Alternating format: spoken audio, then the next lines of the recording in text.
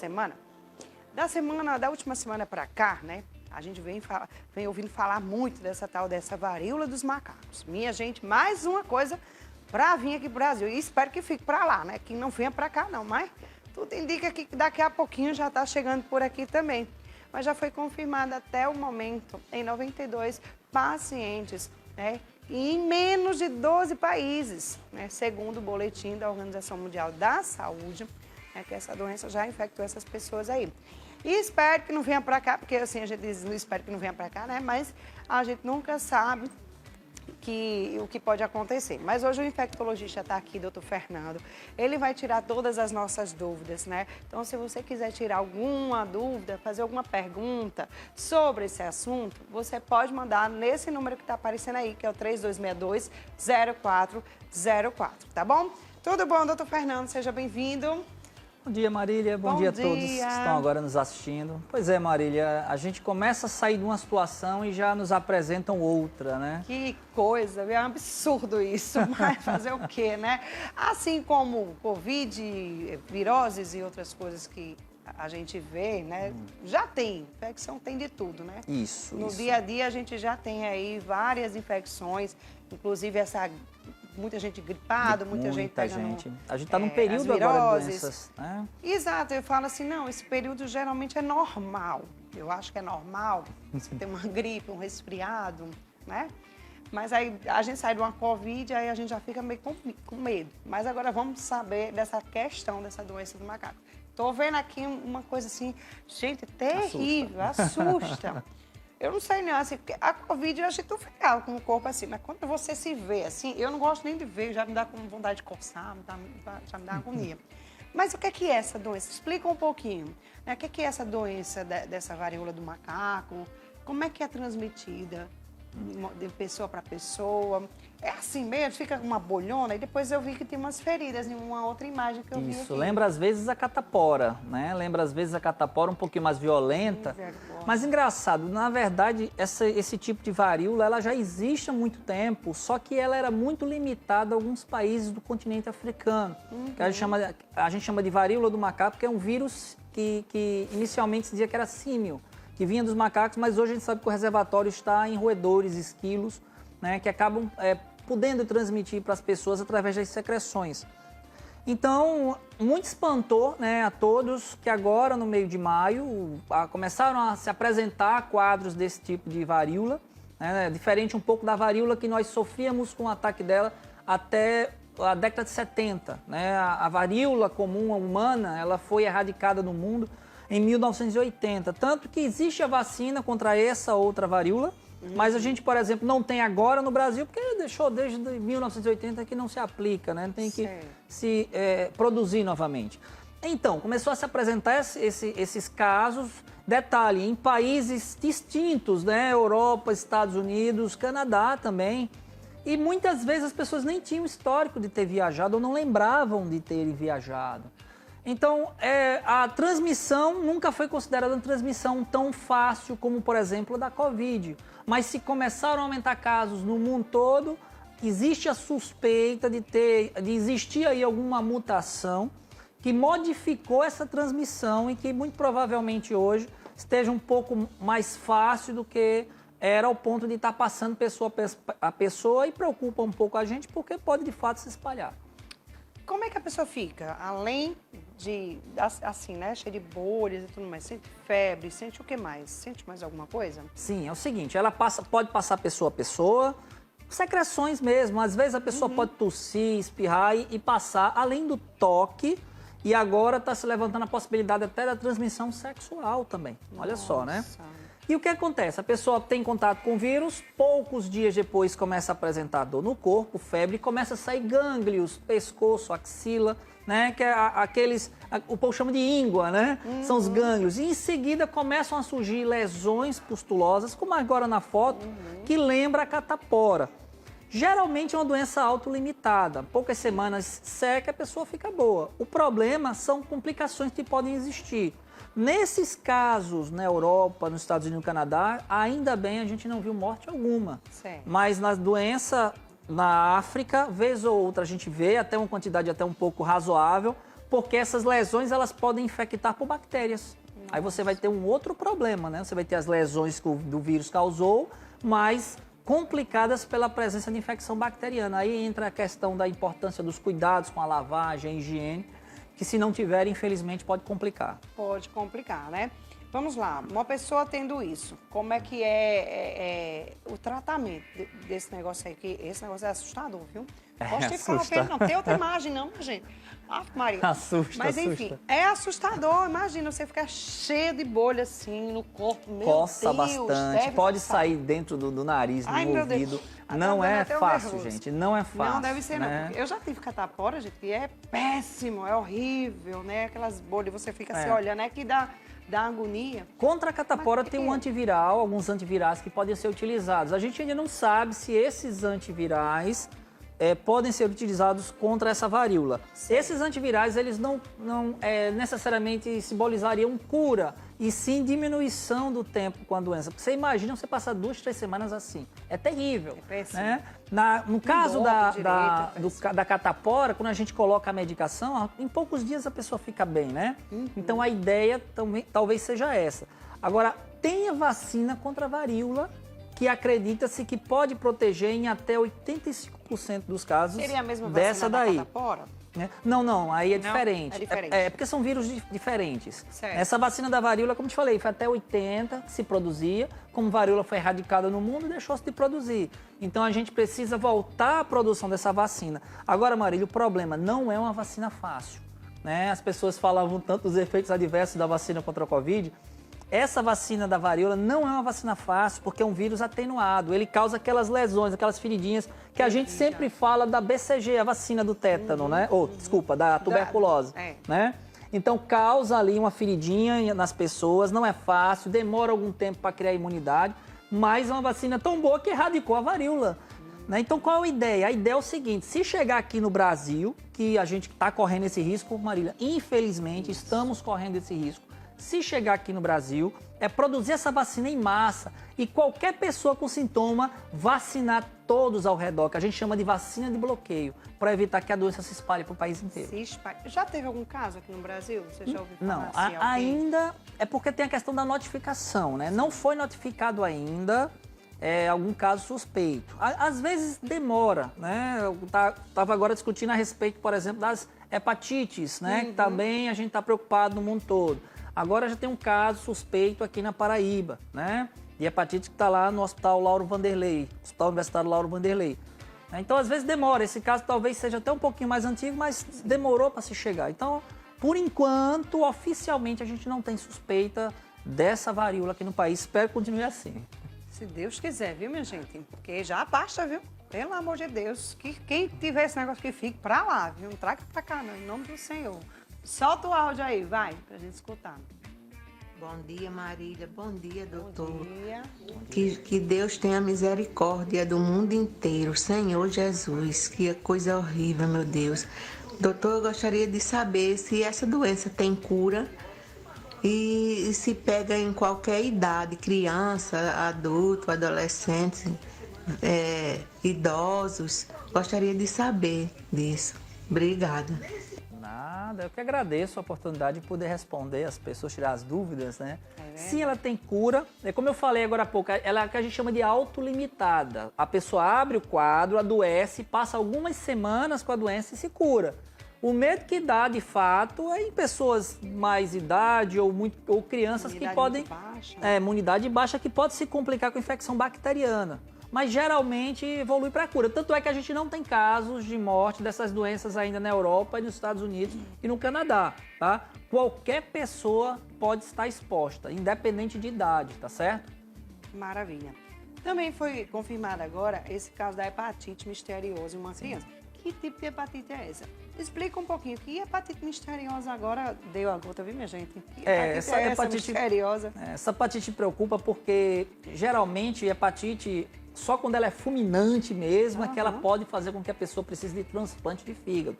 É uma coisa rara, 1% dos casos. Essa hepatite chega a 10%, né, das pessoas precisando. Você vê, já são 26 transplantes de fígado feitos e 6 mortes por causa dessa hepatite no mundo. tá? Só que, claro, para poder aparecer essa hepatite, é necessário uma série de situações que, claro, ainda bem que não se torna tão fácil. Né? Não é simplesmente passar de pessoa a pessoa, não é assim. É o seguinte, essa hepatite a gente está observando em pessoas que tiveram Covid recentemente, né? E que ficaram com aquele quadro de Covid longa, e cada vez aumenta aí a hipótese, ganha força a hipótese, que é uma associação entre essa Covid e um vírus chamado adenovírus 41, que é o vírus comum, né, principalmente nas crianças. A pessoa tendo Covid e pegando esse outro vírus pode fazer com que a imunidade fique exacerbada, a própria imunidade, né, a própria pessoa ataque o fígado e acaba fazendo com que a pessoa tenha essa inflamação. Hepatite significa inflamação no fígado.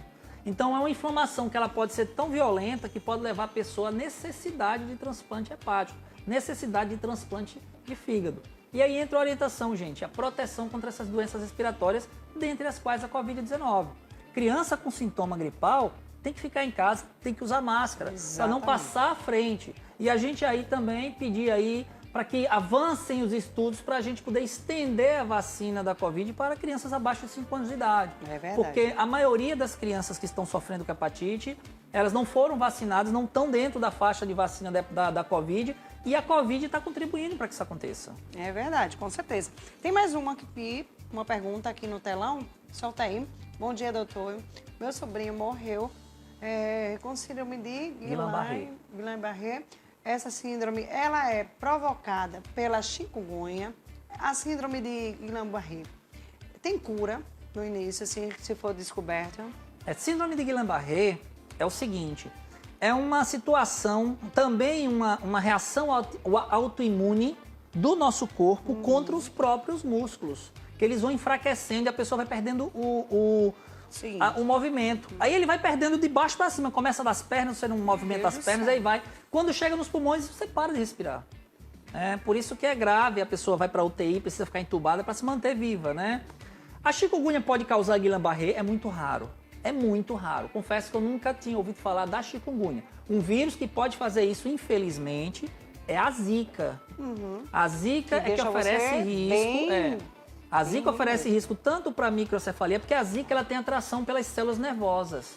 E essa doença ela é relacionada às células nervosas. Então a Zika ela pode causar a microcefalia nas gestantes e pode causar Guillain-Barré em algumas pessoas. A gente não tem como prever quem vai sofrer da doença. Então quem teve Zika tem que ficar observando essa questão das fraquezas nos músculos. Qualquer fraqueza, como eu não estou conseguindo movimentar, corra para o médico. Exatamente, alguma dor, qualquer coisa que você sentir, minha filha, corra para o médico, viu? Porque esse negócio aí a gente fica meio assim, tá surgindo tanta coisa, tanta doença, tanto vírus, é tanta coisa, né? Porque tá surgindo tantos vírus, tantas doenças diferentes, doutor. Na verdade, é uma situação de fatores, né? De coisa, né? Primeiro, a gente está tendo mais acesso à informação. Agora está muito mais fácil saber onde tem, né? Hoje em dia, isso facilita. Não é necessariamente aumentou, né? Porque hoje a gente consegue pegar o diagnóstico mais fácil. Segundo, também a explosão populacional, o movimento das pessoas. Hoje você está aqui, à noite você está do outro lado do planeta, né? Então isso facilita a transmissão dessas doenças, né? E aí esses fatores, infelizmente, nos apresentam esses quadros que nos preocupam. É complicado, viu? Vamos lá, tem mais uma aqui na tela. Eu tenho que perguntar ao médico que está falando nesse momento se quem já teve varíola, né, quando criança, está imune a essa nova forma da... Eita, eu acho que é uma coisa diferente da outra, né? Diferente dessa varíola de agora? Não, na verdade, essa outra varíola... A varíola que ela fala, será que é a mesma? Não são diferentes, mas como são da mesma família, em teoria, poderia sim ter uma certa imunidade. Qual o problema? O problema é que o último caso de varíola no Brasil foi em 77. Eu não era nascida, então tá tudo certo. Olha só, né?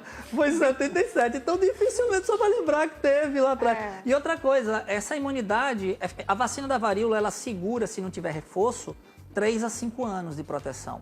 Então quem teve lá antes de 77, provavelmente agora não tem mais proteção contra essa varíola. E quem pudesse vacinar, gente, né? Existem vacinas particulares, claro, que são um pouquinho mais caras, mas quem puder, né? É bom, né? Provavelmente vão começar a produzir agora, porque tem material para isso. Tem também, né, na pública, e várias vacinas, que é bom você deixar o seu cartão em dia, né, para você se vacinar, se prevenir contra vários tipos de doenças. Agora tá com esse negócio, essa gripe aí, todo mundo com as viroses, né, principalmente criança. Tem muitas, né? Tem muita gente? Na verdade, a gente está tendo uma lotação das urgências privadas e públicas Principalmente pelo criança, Nordeste né, inteiro. doutor? Principalmente crianças. Por quê? Também uma união de fatores. Primeiro, a gente adiantou, porque é o seguinte, nesse mês, maio e abril, o que é que a gente encontrava mais? Aumento de mosca, de muriçoca. Então, o povo pegava mais arbovirose, doença da mosca. E junho, com o aumento das chuvas, é que pegavam as doenças respiratórias, porque as pessoas se aglomeram mais. Só que o que aconteceu no mês de março e abril? A gente começou a relaxar as medidas contra a Covid e tirou a máscara. Então, precipitou as doenças de junho para os meses que já tinham aumento de dengue, aumento de chikungunya. E para completar o negócio, Marília, agora com as chuvas de ontem, o que é que a gente vai ter mais? Água, lama, aumenta risco de quê? Leptospirose, aquela doença que é transmitida pela urina do rato. Então, mais do que nunca, a gente está num cenário bem preocupante. Então, olha, não deixa menino botar o pé no chão na lama, enfiar o pé na lama não, para também não ter mais esse problema aí, mais essa doença aí acometendo os nossos filhos. Um dia desse quase que eu tinha um infarto. Meu menino, tibuf na lama, na hora que ia sair da escola, minha gente, quase que eu tinha um piripá. Pelo amor de Deus, você enfiou o pé na lama. Mamãe, é só uma aguinha. Aguinha o quê, menina? Água da chuva misturada com sei lá o quê, né, gente? Então, quase que eu tenho um piripá. Pronto. Ai, meu Deus do céu, já basta, né? Vamos lá, solta o áudio aí, a gente tem mais uma pergunta. É tela? Então, solta aqui a tela. Vai lá. Outra dúvida, estou com chikungunya. Há mais ou menos 10 dias, já fiz até o sorológico, né? No entanto, eu tenho Parkinson, o que agravou o meu quadro, ainda mais a pessoa tem Parkinson. Minha pergunta é, corre o risco de desenvolver sequelas mais graves? A pessoa que tem chikungunya, ela tem já mal de Parkinson. É a doença de Parkinson, que é uma doença também difícil, né? A pessoa vai cuidando sempre, evitar que avance. A chikungunya, ela pode ter um risco, porque assim, existe a chikungunya aguda, você pegou a doença, você sofre aqueles dias e melhora. 14 dias no máximo melhora, né? Tem a subaguda, que pega de 14 dias a 3 meses, você fica com as articulações inchadas, doendo, melhora. E tem as pessoas que têm o risco de ficar com ela crônica, quando passa de 3 meses com os sintomas. E aí é terrível, porque a gente não sabe quanto tempo pode ficar. Tem pessoas que estão sofrendo desde 2015, 2016, quando houve o surto de chikungunya no país. Nossa. Então, existem pessoas que têm maiores chances de evoluir para essa forma. Quais? Mulheres, né? Eu digo isso aí, a pessoa fala, mas doutor, mulher sempre sofre. A mulher... Não que o homem não tenha, mas a mulher tem uma chance maior, né? É verdade. Pessoas acima de 45 anos, pessoas com comorbidades, com doenças reumatológicas, doenças autoimunes. Doença de Parkinson seria um risco? Seria também um risco. Isso não quer dizer que ela vai ficar com a doença. Mas se fosse dizer de chances, ela teria um pouquinho mais chance de persistir. Hoje tem tratamento, mas às vezes é difícil, tem que ter um acompanhamento médico muito, muito estreito, porque pode ficar e é sofrimento, Marília. É dor articular todo dia, não é fácil. Mesmo. Não é fácil. Não sei, não quero saber, né? Tem um raiva de quem sabe. Tem isso, né? Não quero saber essa doença não, né? Não quero saber mesmo, não quero pegar isso não. Mas enfim, tem mais uma aqui. Vamos lá. Bom dia, doutor Fernando Chagas, sou sua fã, me siga no Instagram, olha aí, viu? Olha. É obrigada aí a tomar a quarta, obrigada a tomar a quarta dose da Covid? Rejane Montenegro. Enfim, ela é de Mangabeira e ela quer saber se é obrigada a tomar a quarta dose. Se você tem aí na sua mão para você tomar, tome, minha filha, pelo amor de Deus. As pessoas que estão elencadas à quarta dose são as pessoas acima de 60 anos de idade, né? Então, acima de 60 anos de idade, é interessante que você tome. Por quê? Os estudos mostram que as pessoas acima dessa idade, o tempo de proteção da vacina é menor, né? A pessoa tomou há 4, 5 meses atrás, pode ser que hoje já esteja exposto. Lembrando, o SARS-CoV, o vírus que causa Covid, está circulando. Inclusive, Marília, muita gente faz o testezinho de farmácia, que hoje vende, é bom o autoteste, dá positivo e a pessoa não avisa em hospital, em clínica, para a gente notificar. Então, a gente até acredita no risco de subnotificação. A gente está, de repente, aí com mais casos do que de fato tem se amostrado nos números por conta disso, né? E parte dessas doenças respiratórias podem sim ser o SARS-CoV. Então, a gente precisa ter cuidado, não esquecer que o vírus está circulando ainda. Ok. Gente, olha só.